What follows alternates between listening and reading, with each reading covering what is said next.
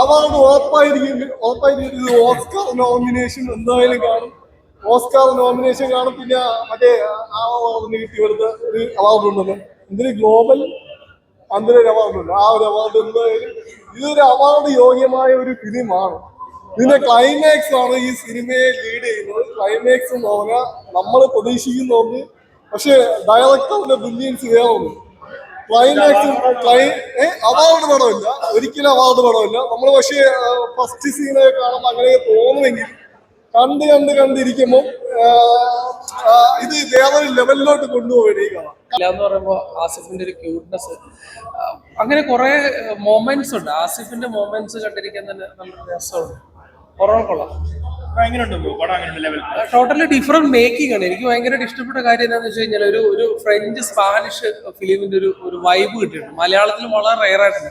റോഷാക്കിന് ശേഷം ഇതുപോലൊരു variety vibe കിട്ടിയത് എനിക്ക് ഈ പടത്തിലാണ്.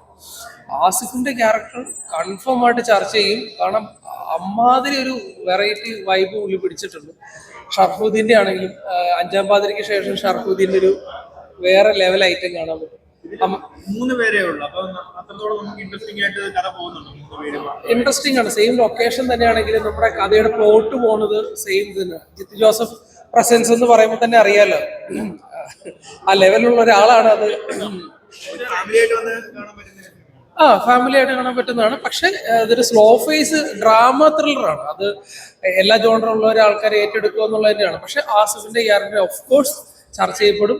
ഇതുവരെ പുള്ളി ചെയ്തിൽ നിന്ന് ടോട്ടലി ഡിഫറെന്റ് ആണ്. അത് മേക്ക് ചെയ്തേക്കുന്നത് Asif one of the most favourite hero Malayalam industry ആണ്. ഇപ്പോഴും അവാർഡുകൾക്ക് പരിഗണിക്കുക എന്ന് വെച്ച് കഴിഞ്ഞാൽ ആസിഫിന്റെ ക്യാരക്ടർ ടോട്ടലി ഡിഫറെന്റ് ആണ്. അപ്പൊ ആ ഒരു ബേസിൽ അവാർഡിന് പോകാനുള്ള ചാൻസസ് ഉണ്ട്. ഞാൻ പറയുന്നു, ഞാൻ റോഷാക്കിന് ശേഷം എക്സ്പീരിയൻസ് ചെയ്തതിലൊരു ഡിഫറെന്റ് ഫീൽ ഈ പടം എനിക്ക് തന്നിട്ടുണ്ട്. ഓർമ്മക്കുള്ള ഓഫ് കോഴ്സ് ആസിഫിക്കയുടെ പെർഫോമൻസ് എന്ന് വെച്ച് കഴിഞ്ഞാൽ നിങ്ങൾ ഇതുവരെ ആസിഫിനെ കണ്ടതിൽ നിന്ന് ടോട്ടലി ഡിഫറെന്റ് ആക്ടിങ് പാറ്റേൺ ആണ് ആസിഫ് പിടിച്ചേക്കുന്നത്. അത് തിയേറ്ററിൽ വന്ന് എക്സ്പീരിയൻസ് നിങ്ങൾക്ക് മനസ്സിലാവും. ഒരു നോട്ടവും ചിരിയും പോലും ഇതുവരെ ഇതേപോലെ ഒരു ആസിഫിനെ നിങ്ങൾ കണ്ടിട്ടുണ്ടാകും. കിടിലം അമലാപ്പോളും അതുപോലെ തന്നെ കിടിലമാണ്. ഷർഫുദ്ദീനും കിടിലം. എല്ലാവരും സൂപ്പർ. Making super. എല്ലാം അടിപൊളിയാണ്. അതിന്റെ ഓരോ പാർട്ട് ചെയ്ത ആളുകളും അതിമനോഹരമായിട്ടാണ് ചെയ്തത്.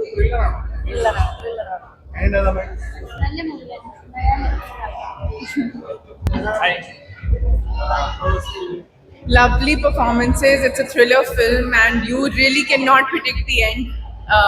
I was glued to the screen till the end, and beautiful frames, beautiful direction, lovely storytelling, and a must watch for everybody.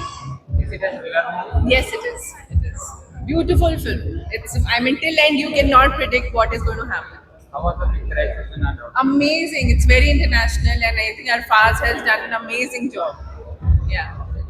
Thank you. Everybody must watch it. Must watch. Amla Asif has done a fab job. Amla Paul has outstanded. She has really performed really well. Thank you so much. Definitely. Suspense thriller.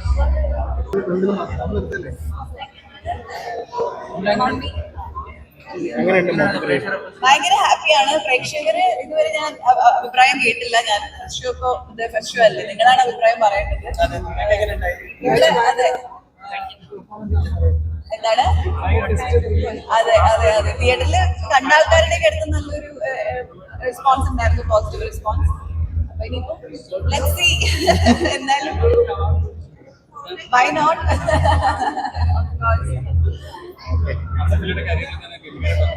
അതെ തീർച്ചയായിട്ടും. ആസിഫ് ഇങ്ങനെ പല ഭയങ്കര variety Rolls കൊണ്ട് ഒത്തിരി experiment ചെയ്ത് നമ്മൾ കേട്ടിട്ടുണ്ട്. റൂമിന് ശേഷം ഐ തിങ്ക് ഇങ്ങനത്തെ ഒരു weird but at the same time Indians performance.